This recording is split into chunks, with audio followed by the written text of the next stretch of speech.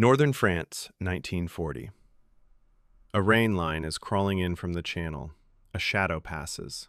No prop note, no piston roar, just a dry hiss and a brief insect bright-height spark 50 meters above the treetops.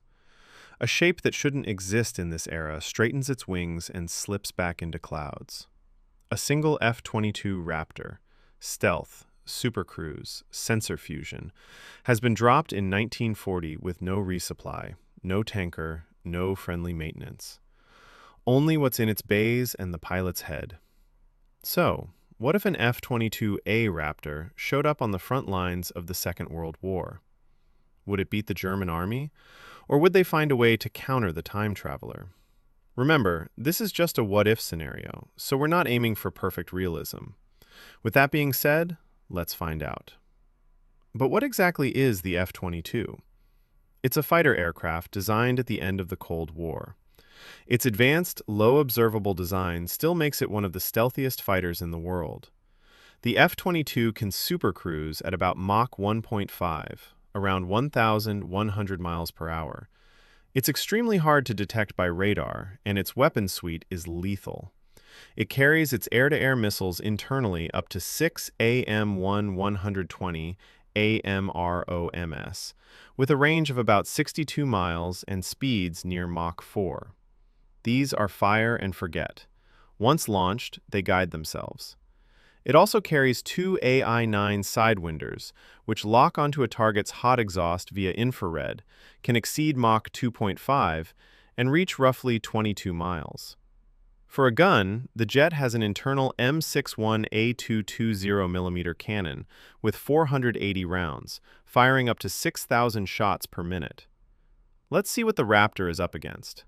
The Luftwaffe, the most advanced air force of its time, the Luftwaffe mainly flew two fighters. The Messerschmitt Bf-109 was the standard single-engine day fighter and the workhorse of the battles of France and Britain. The Bf-110 was a twin-engine Zur used for long-range escort and fighter-bomber roles, and later, in 1940, it also began serving as an early night fighter. The Messer's Bf-109 was formidable for its era. It could reach about 387 miles per hour, climb to roughly 39,000 feet, and had a range of around 425 miles. Armed with two 13mm machine guns, two 20mm underwing cannons, and a hub-firing 20mm, it was lethal in dogfights against RAF and Allied fighters. Against an F-22, though, it's outclassed. There's no tanker in 1940, no spare parts, and no ground crew that understands this jet. The pilot has one go, one fuel load, one set of missiles, one chance to make the morning arrive wrong for the Luftwaffe. The plan is simple because it has to be. It's dawn over the English Channel. A Heinkel H-111 climbs toward Britain with two escorts, one Bf-109 and one Bf-110 flying tight.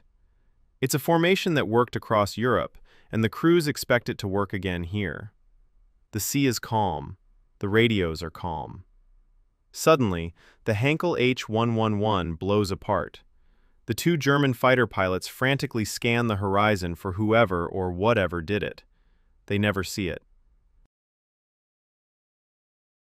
The missile hit from beyond visual range. Before they can react, another streaks in, and the Messerschmitt Bf-109 explodes. The last Bf-110 tries something different. It climbs hard toward the sun and hopes to catch a silhouette. The Raptor closes in. AIM-9 come off the rails, lock to the hot exhausts, and do the rest without help. German aircraft are no match for such technology and firepower. But in that single fight, the F-22 has already used two AI-120 AMRAAMs and one A-9 Sidewinder. Another German squadron forms up over northern France. This time, there are a dozen aircraft, more bombers, and more Bf-109s. The Raptor takes two more long-range kills against the escorts, then holds fire. The squadron is in chaos after the attack. They still can't see who or what is hitting them. The F-22 circles back and fires its remaining AIM-9 Sidewinder, downing a bomber. It then climbs quickly in the clouds, because down low is where fuel dies fast. By doing that, the Raptor also avoids Royal Air Force patrol lanes. There's no modern IFFF network here, and a stealth jet is the best way to spook your own side by accident. By now, the Luftwaffe knows something is wrong. Controllers order more patrols out over the channel, hoping to catch the unseen killer in a turn.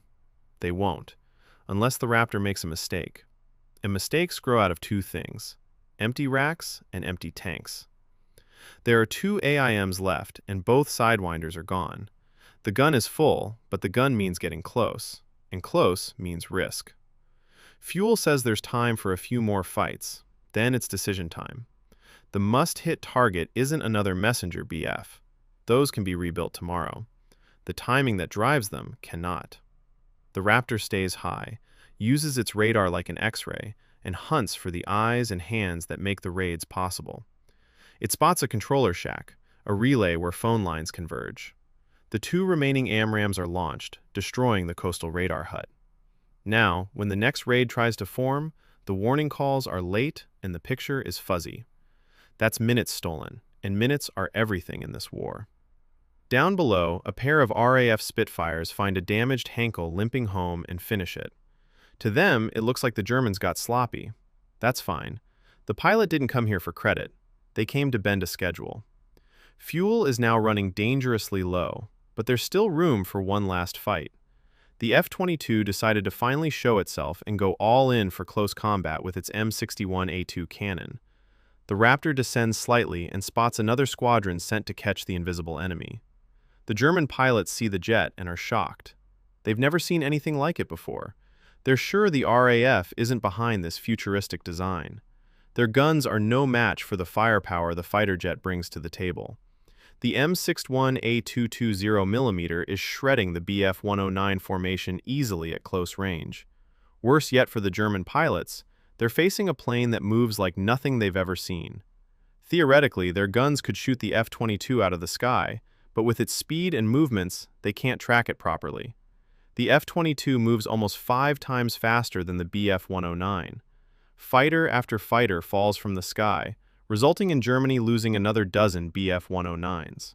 Now, the F-22 has no more ammo and no more missiles. It's time to decide how this ends.